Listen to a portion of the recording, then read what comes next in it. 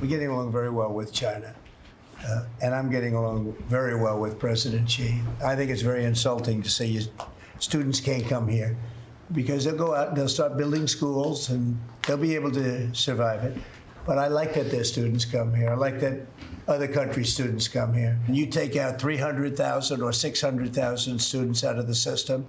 I like having, and I told this to President Xi, that we're honored to have their students here. But we have a tremendous college system, the best in the world. Nobody even close. That's why China sends them here. So the White House is now clarifying those comments made by President Trump about welcoming nearly 600,000 Chinese students into American universities. The White House saying this, quote, President Trump isn't proposing an increase in student visas for Chinese students. The 600,000 reference 2 years worth of visas. It's simply a continuation of the existing policy. I want to bring in Asian Studies Center Senior Research Fellow for China and National Security Policy, Steve Yates. Steve, it's great to see you again. And we had Heritage President Kevin Roberts on yesterday, and he said he really disagreed with the president on this. He didn't want to see, the 600,000 number, this flood of Chinese students coming in. But now the White House is walking it back. What do you say? Well, first, I appreciate Kevin really clearly stating what some of our concerns are. I think the number was surprising to a lot of Americans. It was surprising to me, too, in the sense that really it's not the number, it's who are the people that are coming to the United States? What exactly are they studying? And for those who are violating the privilege of being here on an academic visa, what is our system and vetting to make sure that that is resolved, like sent them home? And that, I think, is some of the positive signs that we've seen from the Trump administration, from the Department of State and Homeland Security. And so I think there was a little bit of a shock of hearing the number. But really, if we have the ability to make sure we're not raising the next generation of tech and engineering experts in China who can and will use that capability against us competing economically or worse in the national security space, well, then yes, if Chinese students want to come and learn how to honor freedom and build up humanity, there's no harm in going through the liberal arts program. Mm-hmm. Well, something I brought up with him yesterday, though, was, we had this story that came out about this Chinese doctor who had a laptop full of stolen cancer research. He was at MD Anderson in Houston, Texas. Now, he got caught at the airport. He didn't make it out of the country, but he was taking all of the stolen cancer research and taking it back to China. That's just one example in hundreds of examples, maybe thousands that we've seen of Chinese nationals being in this country and doing nefarious activities to either harm us specifically or take intellectual property back to China. That hasn't really changed. Their objective has not changed. No, that's one of the hard truths, that the Communist Party of China has a way of doing business. It's not like what we would assume it is. You're absolutely right that when it comes to the visa abuse, whether it's overstays or coming for purposes that are not your stated purpose, violating our laws or putting our people in danger or stealing our intellectual property, all of those things have been happening, and that is an abuse of the privilege of coming to the United States for education or research. There's famous examples of mysterious labs, the fungus that was trying to get smuggled into Michigan. These are abuse. And unfortunately, when you have very, very high numbers of people coming, you have a capacity challenge for the United States on counterintelligence and homeland security.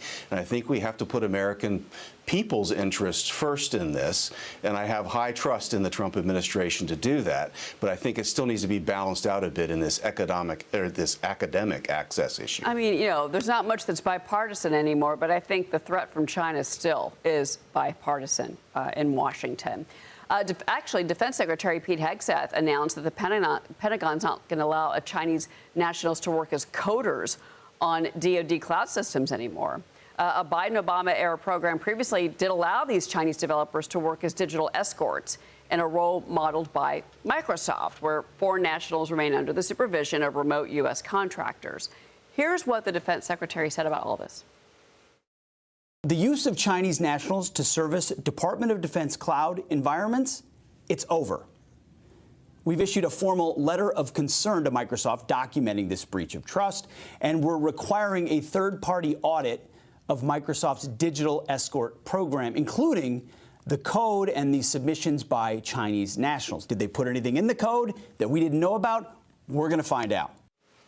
And Microsoft is now responding to the DoD's move. They say, quote, Microsoft has terminated the use of any China-based engineering teams for DoD cloud systems. We will continue to collaborate with the U.S. government to ensure we're meeting their expectations. We remain committed to providing the most secure services possible to the U.S. government, including working with our national security partners to evaluate and adjust our security protocols as needed. Steve, what do you make of this move? Well, it's definitely a step in the right direction. This is what happens when you allow your Defense Department and defense industries to be distracted with globalism and the woke mind virus, where we had politics reigning supreme in too many areas. Things like this happen. But in a world where we truly believe the greatest threat to the American way of life comes from the potential of the Communist Party of China, we have to put first containing those malign influences and making sure that we have systems, especially national security and defense systems, that are safe from that supply chain, as the good congressman in your previous segment was highlighting. Yeah. Before you go, North Korean leader Kim Jong Un and Russia's Vladimir Putin are going to be among more than a dozen foreign leaders attending China's massive military parade next week in Beijing. Now, this is part of China's commemoration to mark the 80th anniversary of World War II ending following Japan's surrender. But these three leaders together, I mean, this is just missing Iran here, the axis of evil. Well, this is, I think, some political manipulation of the highest order. It's what you come to expect from communist parties. I mean, really, just take in for a moment, the Communist Party of China actually retreated and allowed Chinese citizens to suffer during World War II, and then criticized the nationalist government that was expelled that went to Taiwan. So this is kind of the height of chutzpah for them to be celebrating a victory they not only didn't contribute to, but maybe prolonged the war. And to have these leaders gather as some kind of counter-authoritarian coalition, the way the winning side of World War II was, also is a little bit misleading. But it's political theater. We should recognize it. Just don't give them the credit they're seeking as being the Middle Kingdom center of the world. They have been fueling Russia's war machine and enabling proliferation for a time. They conducted biological warfare on the world with COVID and need to be held accountable for the things they do. Steve Yates, it's always great to speak with you on all these topics. Really appreciate it.